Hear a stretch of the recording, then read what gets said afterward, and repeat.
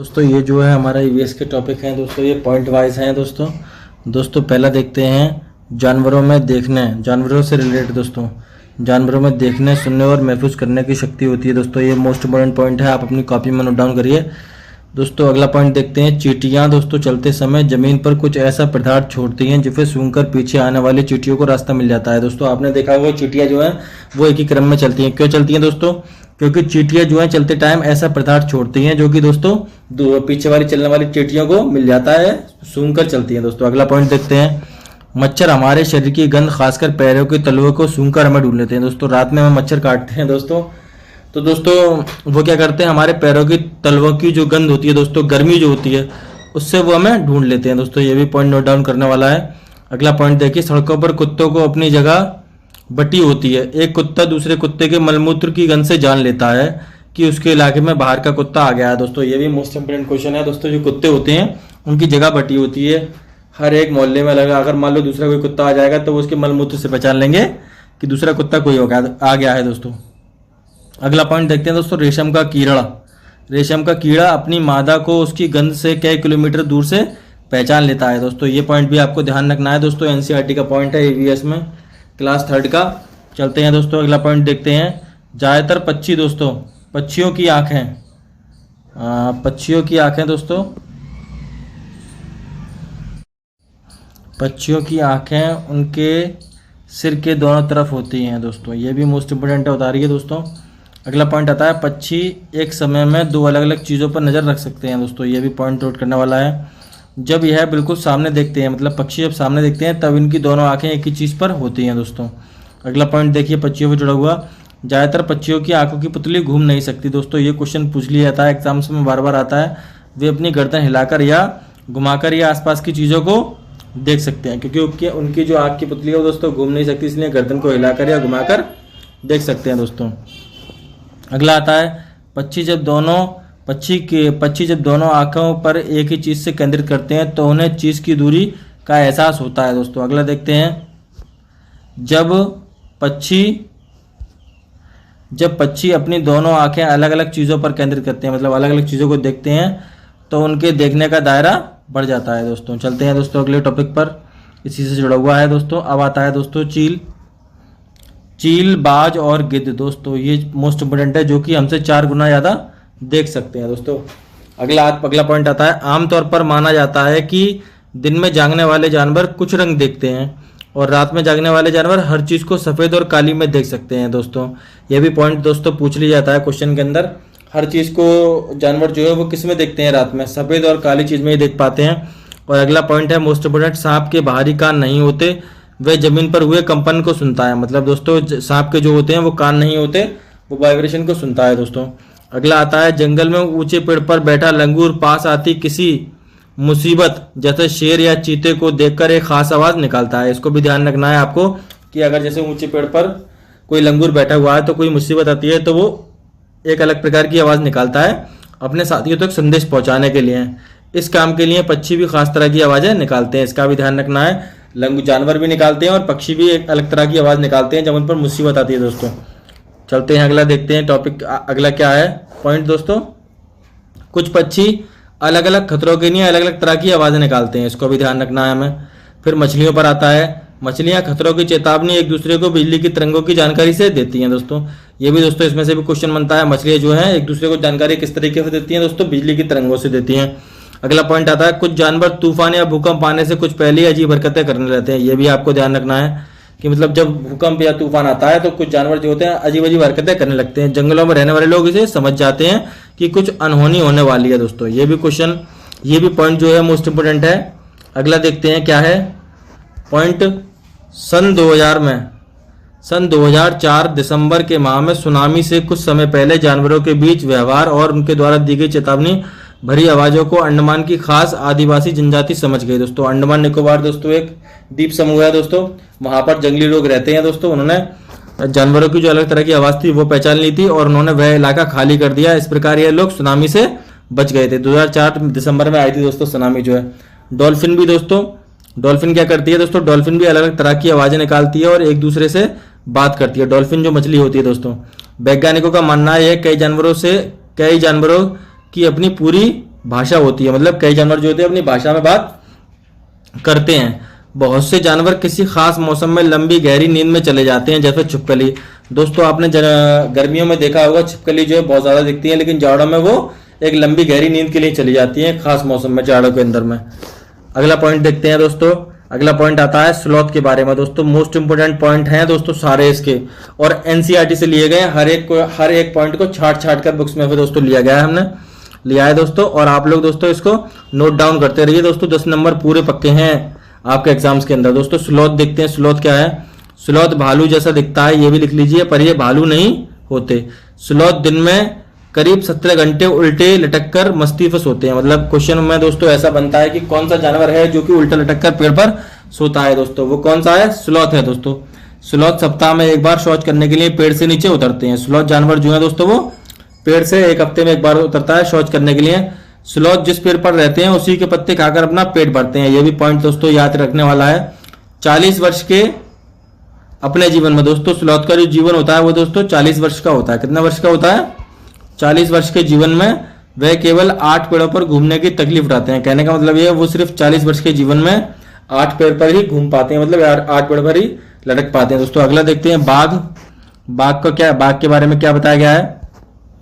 बाघ अंधेरे में हमसे 6 गुना अधिक बेहतर देख लेता है दोस्तों, इंसान से 6 गुना तेज देख लेता है। बाघ की मूंछें हवा में हुए कंपन को भाप लेती हैं, जिससे उस शिकार की सही स्थिति का पता चल जाता है, और अंधेरे में रास्ता ढूंढने में बाघ को मदद मिल जाती है। अगला पॉइंट क्या आता है बाघ के बारे में। बाघ मौके के अनुसार अपनी आवाज बदलता रहता है, मतलब मौके के हिसाब से आवाज बदलता रहता है। बाघ का गर्जना की आवाज 3 किलोमीटर दूर से सुनाई दे सकती है। कहने का मतलब है अगर कहीं बाघ दहाड़ेगा 3 किलोमीटर दूर आप उसकी आवाज सुन सकते हैं दोस्तों। अगला पॉइंट देखते हैं। बाघ हवा की वजह से पत्तों के हिलने और शिकार की वजह से झाड़ियों के हिलने से हुई आवाज में अंतर को पहचान सकता है। कहने का मतलब ये समझ सकता है कि शिकार है या खाली झाड़ियां ही हिल रही हैं दोस्तों, इसमें भी अंतर कर सकता है बाघ जो है। ये दोस्तों मोस्ट इंपोर्टेंट आपके टॉपिक्स हैं जो मैं दोस्तों आज आपको करा रहा हूं दोस्तों, और इन सबको दोस्तों आप नोट डाउन करते रहिए। अगला देखते हैं दोस्तों बाघ के बारे में कुछ पॉइंट और दिए हुए हैं।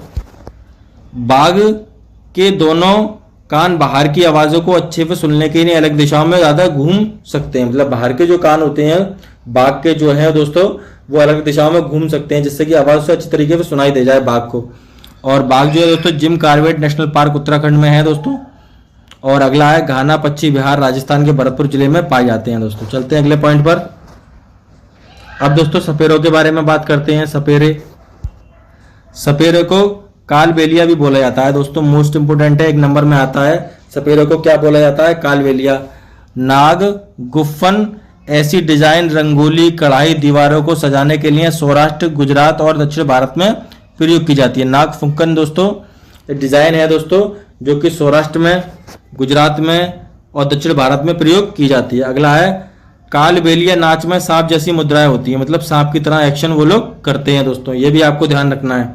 अगला है तुम्बा खजरी बीन और आदि सूखी लौकी से बनाए जाते हैं। ठीक है, ये डिजाइन है दोस्तों किससे बनाई जाती है, सूखी लौकी से।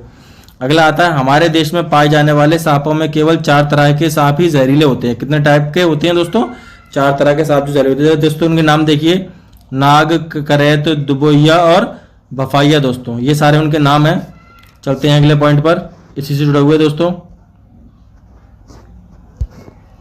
सांप जब किसी को काटते हैं तो उनके 2 खोखले जहर वाले दांत एक दूसरे व्यक्ति के या जानवर के शरीर में चले जाता है। मतलब किसी जानवर को काटेंगे तो उसके 2 आगे के जो खोखले दांत होते हैं दोस्तों उसमें विष भरा होता है दोस्तों, वो उसके शरीर में चला जाता है जानवर के। सांप के द्वारा काटे हुए व्यक्ति को सीरम नाम की दवा दी जाती है। ये भी आपको याद रखना है, सीरम नाम की दवा दी जाती है जो कि सांप के जहर से ही बनाई जाती है।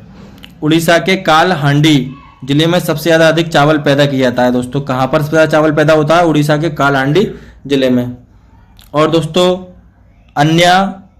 अन्यपुरम जिला आंध्र प्रदेश में है दोस्तों। अगर आपसे पूछा जाता है अन्यपुरम जिला कहां पर है दोस्तों, आंध्र प्रदेश में। भारत के विभिन्न प्रांतों में आम पापड़ को अलग अलग नाम से पहचाना जाता है दोस्तों। आपने भी आम पापड़ खाए होंगे, सब जगह अलग अलग नाम से पहचाना जाता है। हिंदी में अमावट, बंगाली में आम सोट्टो कहते हैं। क्या कहते हैं, आम सोट्टो। असम में अमाटा, क्या कहते हैं, अमाटा कहते हैं, अमाटा। और तेलुगु में ममिड़ी तद्रा, और मराठी में अम्बा बड़ी कहते हैं दोस्तों। हर जगह दोस्तों आम पापड़ का अलग अलग नाम है दोस्तों, इसको भी आपको ध्यान रखना है। अगला देखते हैं अब स्वाद और पाचन के बारे में। पाचन का मतलब, स्वाद का मतलब टेस्ट, और पाचन का मतलब डाइजेशन। इसके बारे में पॉइंट देखिए। हमारे पेट का तापमान 30 डिग्री सेंटीग्रेड होता है। ये भी आपको याद रखना है कि हमारे पेट का तापमान कितना होता है, पूछ लिया जाता है 30 डिग्री। और हमारे पेट में पाए जाने वाला रस अम्लीय होता है। कैसा होता है? एसिडिक होता है। क्या होता है? एसिडिक होता है रस। अगला देखते हैं पॉइंट। सबसे ज्यादा भारत में ज्यादा चावल का उत्पादन उड़ीसा के कालाहांडी जिले में होता है। ये भी ध्यान रखना है, भारत के किस जिले में चावल का उत्पादन सबसे ज्यादा होता है दोस्तों, तो उड़ीसा के कालाहांडी जिले में। अगला है पॉइंट, उड़ीसा में इतने अधिक चावल उत्पादन के बावजूद भी वहां के बहुत से लोग गरीब हैं। मतलब कहने का मतलब है इतना चावल वहां पर पैदा होता है, उसके बावजूद भी वहां के लोग गरीब हैं। मुस्लिम कपड़े को छानने में यूज करते हैं। क्या करते हैं? मुस्लिम कपड़े छानने को यूज करते हैं। अगला आता है, कांच के जार या बोतल में अचार रखने से पहले। दोस्तों आप लोगों के घर में अचार डलता होगा, तो कांच या जार के बोतलों में अचार रखने से पहले अच्छी तरह से सुखाया जाता है ताकि उसमें कोई नमी ना रह जाए, वरना अचार खराब हो जाएगा। ये भी आपको ध्यान रखना है दोस्तों, किसमें अचार को सुखाया जाता है। और दोस्तों अगला पॉइंट देखते हैं, पिचर प्लांट है दोस्तों, इसको हम नेपथीज भी कहते हैं। क्या कहते हैं? नेपथीज। मोस्ट इंपोर्टेंट क्वेश्चन है दोस्तों, एग्जाम में पूछा ही जाता है। पिचर प्लांट एक विशेष प्रकार की गंध को छोड़ता है। मतलब एक पेड़ होता है ये, और एक स्मेल को छोड़ता है जिससे कीड़े उसकी तरफ खिंचते हैं, आकर्षित होते हैं, फिर वह उनका शिकार कर लेता है। ये आपको देखना है। और दोस्तों ये भारत के अंदर किस जगह पाया जाता है, ये आपको कमेंट में बताना है दोस्तों। अगला पॉइंट देखते हैं, वेलक्रो। वेलक्रो सैंडल में खुरदरा सा हिस्सा है। सैंडल में क्या है? खुरदरा सा हिस्सा, जिसको पहनने के बाद चिपकाया जाता है। इसका आविष्कार जॉर्ज दे मेस्ट्रल ने 1948 में किया था। इसको भी ध्यान रखना है। उनको यह विचार कांटों वाले बीज से आया था। मतलब उनको जो दिमाग में आइडिया आया वो कांटों वाले बीज को देखकर आया। अगला पॉइंट देखते हैं, पौधे घूम नहीं सकते। पौधे मतलब जो होते हैं वो घूम नहीं सकते। एक बार वे एक ही जगह पर रहते हैं, परंतु उनके बीज लंबी यात्रा करते हैं। कहने का मतलब है उनके जो बीज है लंबी यात्रा करते हैं, लेकिन जो पेड़ पौधे होते हैं वो एक ही जगह रहते हैं। पौधों के बीज कपड़ों में चिपक जाते हैं, पानी में बहकर एक जगह से दूसरी जगह पहुंच जाते हैं। सोयाबीन की फली फटने पर फूट जाती है। इसको भी ध्यान रखना है, किस की फली जो होती है वो पकने पर फूट जाती है दोस्तों। उनसे सोयाबीन के बीज निकल आते हैं। सोयाबीन तो सभी खाते होंगे। ये दोस्तों ये मोस्ट इंपोर्टेंट है, इसको भी आप लिखने वाले। हरी मिर्च, टमाटर, आलू कहाँ से आए हैं दोस्तों? भारत के नहीं है दोस्तों। ये हरी मिर्च, टमाटर और आलू दक्षिण अमेरिका से आया है। पत्ता गोभी और मटर जो यूरोप से आए। कहाँ से आए हैं? पत्ता गोभी और मटर जो यूरोप से आए दोस्तों। एक नंबर की सब्जी में से क्वेश्चन जरूर बनता ही बनता है। अगला देखते हैं पॉइंट क्या है दोस्तों। अब आता है कॉफी बीन्स, भिंडी अफ्रीका से आए। इसको भी ध्यान रखना है, कॉफी बीन्स और भिंडी कहाँ से आए? अफ्रीका से। अब अगला आता है दोस्तों, गडीसर झील कहाँ पर है? राजस्थान के जैसलमेर में। ये भी आपसे पूछ लिया जाता है। यहाँ उस घाट पर एक स्कूल हुआ करता था। मतलब कहाँ पर? गडीसर झील पर, राजस्थान के जैसलमेर में। वहां पर एक घाट पर एक स्कूल हुआ करता था। जैसलमेर में 9 झीलें थी, जो एक बड़ी झील से पानी बरसाने पर भरी जाती थी। पहले जैसलमेर में बहुत कम वर्षा होती थी। ये पॉइंट भी आपको ध्यान रखना है। और जैसलमेर कहाँ पर है, कौन से स्टेट में है भारत के, ये आपको कमेंट में बताना है। साल में 1 या 2 बार, कभी कभी तो साल में 1 बार बारिश नहीं होती थी। कहने का मतलब बिल्कुल भी बारिश नहीं पड़ती थी जैसलमेर के अंदर। जैसलमेर में जब झीलें पानी से भर जाती थीं तो लोग उत्सव मनाते थे। कहने का मतलब है त्योहार मनाते थे, उनकी पूजा करते थे। उत्तराखंड में नई दुल्हन की पूजा होती है। इसका भी ध्यान रखना है दोस्तों। उत्तराखंड नई दुल्हन की पूजा कहाँ होती है, कौन से स्टेट में होती है दोस्तों? भारत के उत्तराखंड में दोस्तों। चलते हैं दोस्तों, अगला पॉइंट पे आता है। अब पॉइंट आते हैं दोस्तों, कुएं और झीलों के सूखने के कारण। मतलब कुएं और झील जो है वो क्यों सूख गए हैं? पानी को मोटर से निकाला जा रहा है। अब दोस्तों सभी के यहाँ मोटर हैं, जिससे जमीन का पानी कम होता जा रहा है। अब झीलें भी कम हो रही हैं, जहाँ पहले वर्षा का पानी इकट्ठा हो जाता था। पेड़ों के चारों तरफ पार्कों में मिट्टी की सीमेंट से ढक दिया जा रहा है। पेड़ों के चारों तरफ और पार्कों में मिट्टी का सीमेंट से ढक दिया जा रहा है, जिससे वर्षा का पानी जमीन में नहीं पहुंच पाता। कहने का मतलब है दोस्तों एक वाटर साइकिल का सिस्टम है दोस्तों,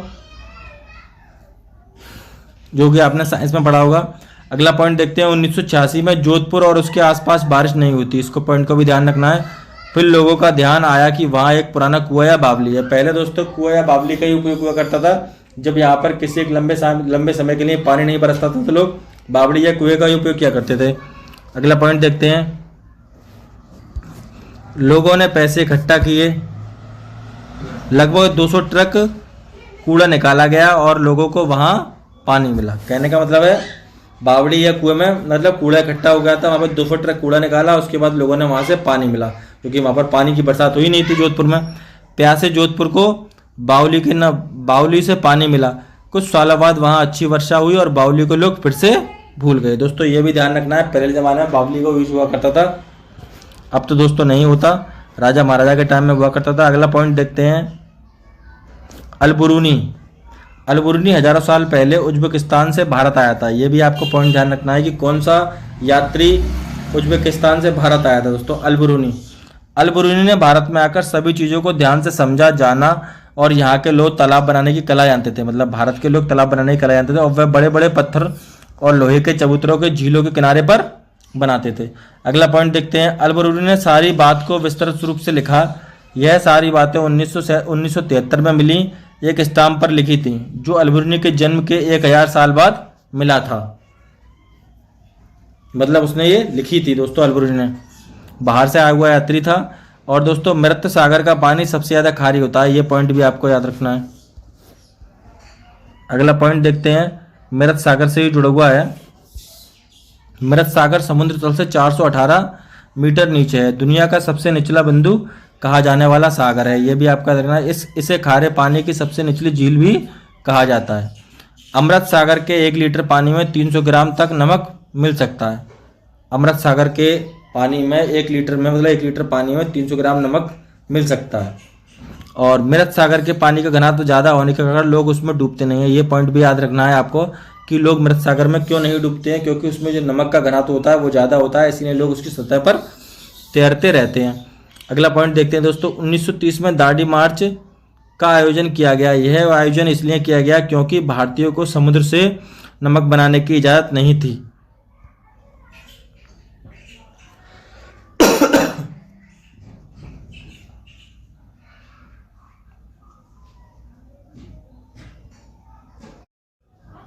दोस्तों अब देखते हैं दांडी यात्रा। दांडी यात्रा के बारे में हमने आपको बताया था अभी कहाँ पे शुरू हुई, क्या पे शुरू हुई, और अहमदाबाद के गुजरात से समुद्रों के किनारे तक चली थी मतलब। और मलेरिया में पॉइंट दोस्तों क्या है, मलेरिया में बुखार जो है कपकपी और ठंड के साथ आता है। और मलेरिया की दवा जो होती है दोस्तों सिनकोना पेड़ की छाल से बनाई जाती है। किससे बनाई जाती है? सिनकोना पेड़ की छाल से। अब दोस्तों आयरन किस किस में पाया जाता है? गुड़ में, आंवला में और बहुत सी हरे पत्तेदार सब्जियों में आयरन पाया जाता है दोस्तों। हमें मक्खियों से कई प्रकार की बीमारियां होती हैं। अगले पॉइंट पर चलते हैं।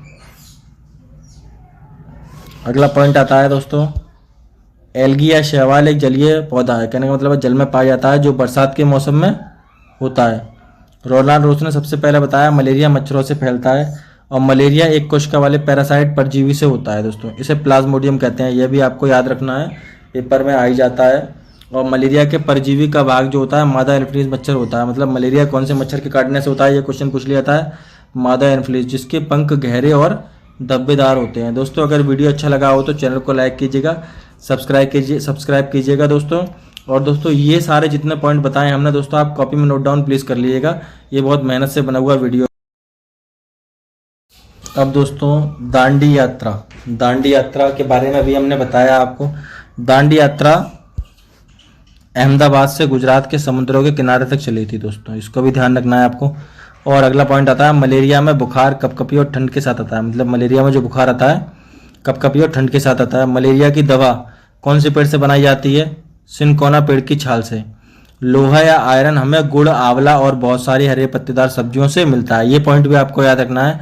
लोहा और आयरन हमें किससे मिलता है? गुड़ से, आंवला से, हरे पत्तेदार सब्जियों से। मक्खियों से कई प्रकार की बीमारियां होती हैं, ये भी आपको ध्यान रखना है। देखते हैं अगला पॉइंट क्या है।